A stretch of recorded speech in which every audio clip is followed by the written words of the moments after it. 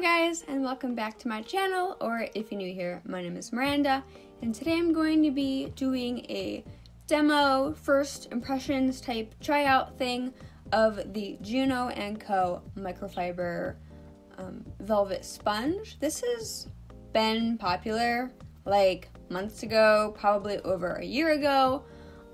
This was sent to me, but I don't remember giving them my address, but it has been months since I remember getting an email about receiving it, so maybe I did, but it took a long time to get to me. That's all I'm saying.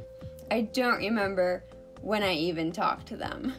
But this video is not sponsored. They had just sent me 2 sponges for a video. I'm not being paid to say any sort of thing about them. Being sent them is not an influence on me because usually I use brushes. And if I don't like how this looks, then I'm gonna tell you. This video is just the application of my foundation and concealer. It's not a full face video. I did the rest of my makeup off camera just for the sake of an intro and an outro. But yeah, this is the look that I did. This is my skin today. So if you want to see how the sponge works, how it applies, what I think about it, then just keep on watching. Okay guys, so I have my sponge dampened and I really like how it feels. I usually don't use sponges for my foundation application, but I'm excited to try this out. So I already primed my face and I'm going to be using my normal foundation. I'm going to be doing my usual mix of the L'Oreal Infallible Pro Glow and then mixing that with the ColourPop No Filter foundation. Usually I use a brush and that's how I mix the two together. Some people mix them like on a palette beforehand, but I just put both on my face. So I'm going to be using like this side of it and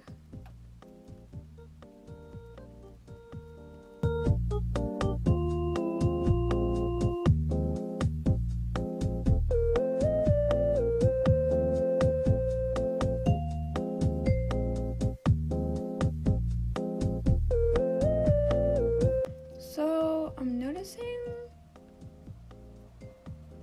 that it's not like absorbing a whole lot. Like usually with sponges, like you have to use more product because sponge absorbs some of it, but I use the same amount as I would like if I had used a brush, and it's pretty much going like the same length, but the finish looks really good.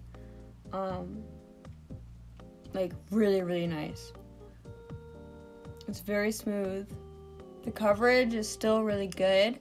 Again, with sponges, like sometimes I use like the absorb product, so sometimes you get a more sheer finish, but I feel like it looks really nice.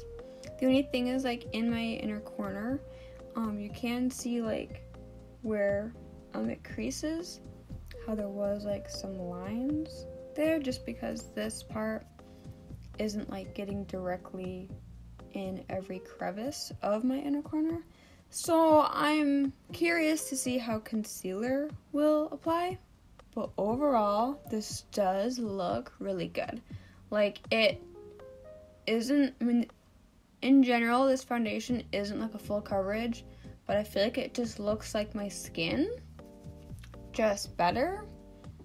And this combo that I do, like with the L'Oreal and the ColourPop foundations, is a godsend. I love both together. And I feel like they look really nice. And using foundations that I know I like already is good for this test, just because I can see how it looks and how it usually does. And I like it. So I'm gonna zoom you out a little bit, and now I'm gonna go with my concealer, which again I'm kind of curious to see how this will blend out, but I'm going in with my Maybelline Instant Age Rewind concealer, And I always put this on my nose and my chin and under my eyes. And for under my eyes, instead of using this flat side, I'm going to be using this part because I feel like maybe I'll be able to get the point like closer to the inner corner. Yeah, that looks really good.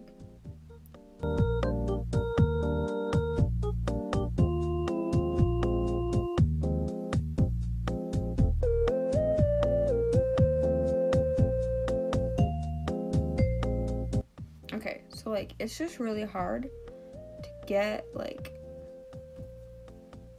the very, very inner corner, but when I close my eyes, it kind of gets in there. But like to me, my nose, like my face, this looks really matte, which is fine because I will be setting with powder. It's just kind of interesting to me because normally, like when I use a brush, it's a little more dewy. I'm just using my finger to do that. I feel like this looks really good.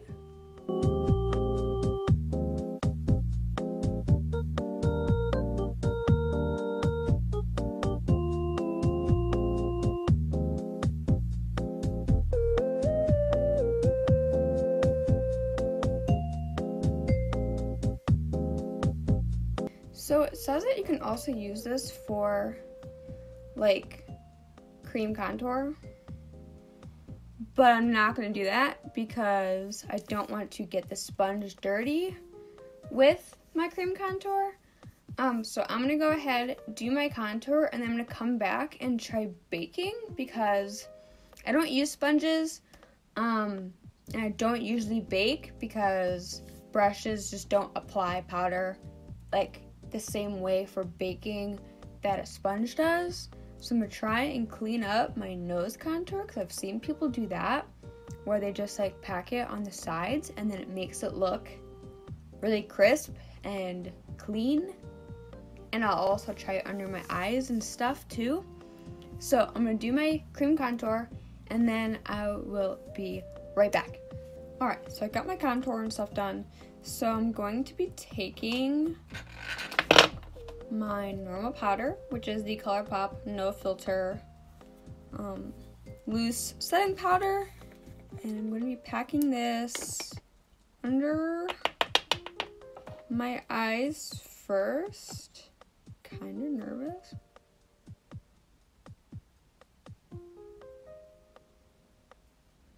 I guess I'm not really going to bake under my eyes, but I am just going to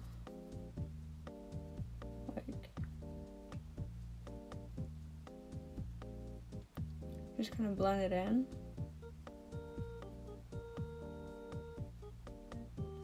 And that looks really nice. There's not a huge difference side by side, I don't think you guys can tell. But I mean, it's really good. Like it looks really nice. I just am afraid of baking with baking under my eyes because I do have more dry skin. So I don't want to like let a powder sit and then have them end up looking like crepey and like wrinkly and stuff, because that's not the look, but this looks really nice. I'm also going to take this under my chin because I do set like pretty much like my T-zone, even though I don't really do my forehead.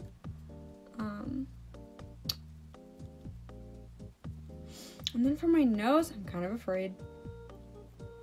I'm just gonna like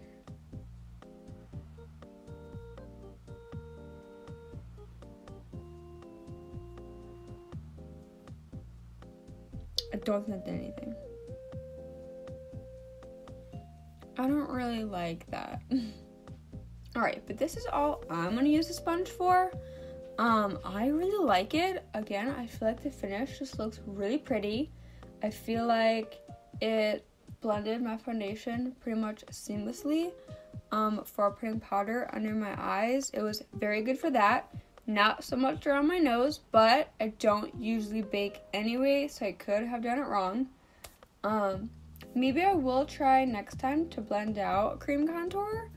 Usually I use an angled brush though, but I mean, it went over top of my foundation like it normally would, even though overall the finish with the sponge was a little more matte than how it is with a brush, which is kind of weird, but besides the point.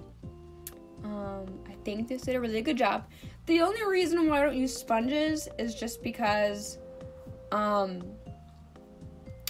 I have my room upstairs, and if I'm in a hurry to get ready, I don't have time to run downstairs to wet a sponge. And overall, blending it out with a sponge does take longer than how it does with a brush. So that's just something to keep in mind. Granted, you guys probably know this already because beauty blenders have been around for a long time already, and the properties are pretty much the same. But overall, I do like this little guy. Maybe I'll get like a spray bottle or something to like damp it when I'm up here, because I definitely like how it applied this. The finish is so nice.